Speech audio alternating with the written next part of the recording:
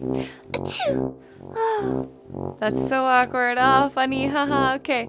I'm going to actually talk about the difference between being sick in Japan versus being sick in America. Hi, guys. So, sometimes if you've ever encountered Japanese people, or even Korean people, or even Chinese people, there's a lot of people over in Asia. So sometimes you'll notice people, mainly people from Asia, who are wearing face masks. And you're like, what is going on? Is there some sort of pandemic, like a bird flu that I need to know about and I don't know about it and I'm gonna get sick or something? Or what is the story behind this? And the reason that most people, and I'm strictly speaking for Japan at this point, but I would assume that it is fairly relative to the other countries who often sport the face masks, but the reasons are either that person themselves are sick and they don't want to spread their germs, or it is high cold and flu season and that person is easily susceptible to getting sick, or they just flat out don't want to get sick, so they're wearing one. Or the most interesting one that I have heard of was when I was watching NHK, which is a Japanese broadcasting channel. This girl said she had a mask on, and she said that the reason that she was wearing that mask is because she didn't want to have to put makeup on this half of her face. It was just easier to get up, put her eye makeup on, and put the mask on. And I was like, girl, that is creative. I think I'm going to start doing that when I feel lazy. I'm going to put a mask on and my glasses, and that's like super low key. I like it. It's a good idea. I actually think it's a good idea that people do that because it shows that they're being respectful to others as far as they're trying to keep other people safe from getting sick. And then also they are making it so that they don't get sick and then spread it to others. So I think that that is a smart thing. In contrast, though, there is something to be said about getting sick because it builds your immune system and can keep you healthier in that respect. If you hide away from germs all the time, you tend to get sick more frequently and your immune system tends to be weaker. So I'm not really sure what the good balance would be. Maybe like as a kid, eat a lot of dirt and like touch a lot of weird things, build up your immune system when you're young. That way, when you get older, you can just wear the mask and not worry about it. In the US, when people wear them, it's typically people from Japan or Korea. You don't really ever see Americans wearing them unless they are critically ill. So I think that it's strange for Americans and probably most Western countries to see that because it's like, it's like a warning signal, like danger. That person might be fragile, so don't like get too close to them, which stinks because it would be, again, like I think it would be kind of a smart idea so that we're not spreading germs all over the place, especially when it's the common cold, which can be so annoying to have and just very frustrating because you can get very sick from the common cold. It can be very debilitating in a way. So it would be smart to adopt that idea in America, but I understand why people are hesitant and find it a little bit strange. And then also some other countries do use it because their pollution is ridiculously high, and that also sucks. But I'm glad that that's not a reason why Japan has to wear them, and I'm glad that we in the US do not have to wear them yet.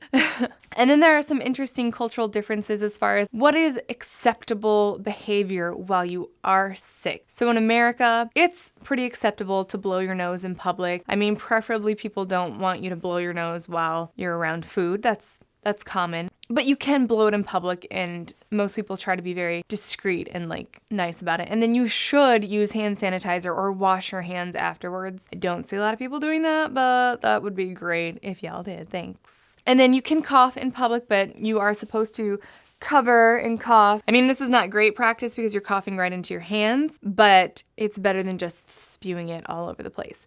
And then we also utilize the hand sanitizer, which studies are now showing is not really great, but it's better than, I think, spreading around your germs. So there's that. I think if you're old school, it's also appropriate to carry a handkerchief or whatever, pocket square.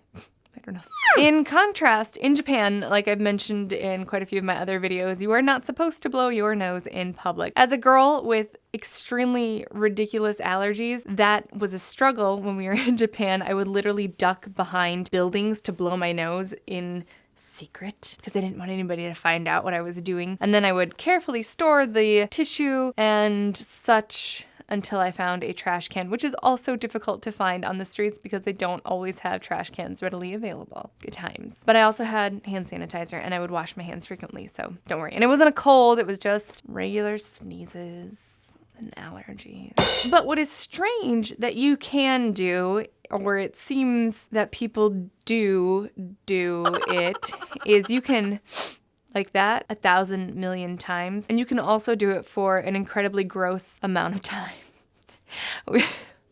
It's so gross. We were sitting next to this kid waiting for the train, and I'm really not poo-pooing on Japanese people. I love you guys. You guys are great. It's awesome. Just some things are weird to me as an American.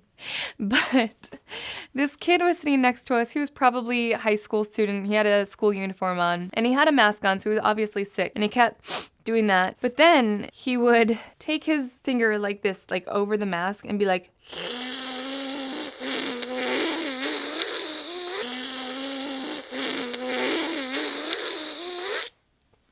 for the longest amount of time. It was so awkwardly disgusting.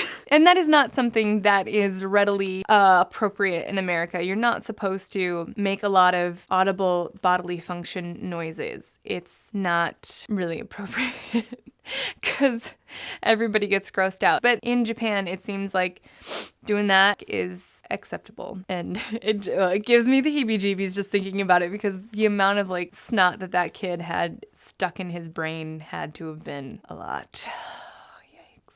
And that was actually pretty common. A lot of people did the sniffling. That was one of those things that we noticed when we had ramen, because usually when it's cold and then you go in and you have a hot soup, your nose inevitably starts running, and it sucks because you're not really supposed to even use a tissue to just like dab or whatever. I mean, you could just go to the bathroom and do it, but like when you're like, you just want to be like beep, beep, beep, but people just go like this. They go, and then they go,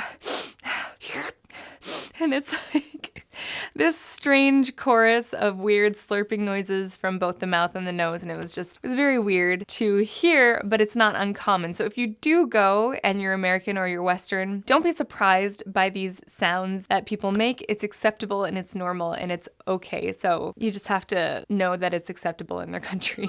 And coughing, like I said, usually in the US, where we cough in our arms, or you're always taught to cover up your mouth when you cough. That doesn't always happen in Japan. I think part of it is because when they are sick, they do tend to wear the masks, and so you just kind of cough in your mask, which is kind of gross because you're essentially coughing on your face at that point. But let's not think about that. The only problem is I think that people get used to that, and then they don't think about covering their mouths when they do cough outside of being sick. I mean, you still pass germs, stuff happens.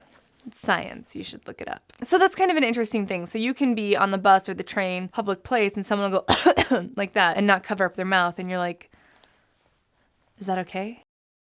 So that is one thing that you want to be aware of. But overall, Japan is very sanitary and very clean, so I'm not trying to depict it as a dirty country. I'm just trying to point out some things that in America, especially, or the Western civilization, might find a little bit interesting and a little bit different as far as the Japanese culture goes. And also, if you decide to visit or you start living in Japan, and inevitably you will get sick, I mean, unless you're really lucky and you have the immune system of a freaking goat.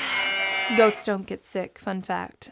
Then you're gonna get sick, and you might find being sick in Japan is going to be a lot different for the reasons I spoke of, but also because for me, I'm used to going to the grocery store and just picking up some NyQuil and calling it good. Over in Japan, they're gonna have different products that are going to be used for you. So if you're someone who tends to get sick from air travel, you might want to bring your own stuff just so you know exactly what you're taking, because when you go over there, label reading is going to be a little bit tricky, and the language barrier is also going to be a little bit tricky. So you just want to make sure that you're taking the right stuff for what you have. Some stuff is pretty self-explanatory, but I'd rather be safe than sorry. And then also their dosages and what their, version of the FDA regulates for them, what they're able to have is going to be different. So the amount, like if over here we're used to taking 500 milligrams of blah, blah, blah, over there you probably will have a different dosage. So it's going to affect you differently. So I would rather be safe than sorry, and until you learn the culture and the language and know exactly what you're taking, then I would just bring a little bit of your own stuff so you feel safe rather than sorry and sick and gross in a foreign country. So those are just some kind of interesting insights to being sick and how it compares to being sick in a Western society. And I hope that you guys liked the video. It's kind of a gross topic.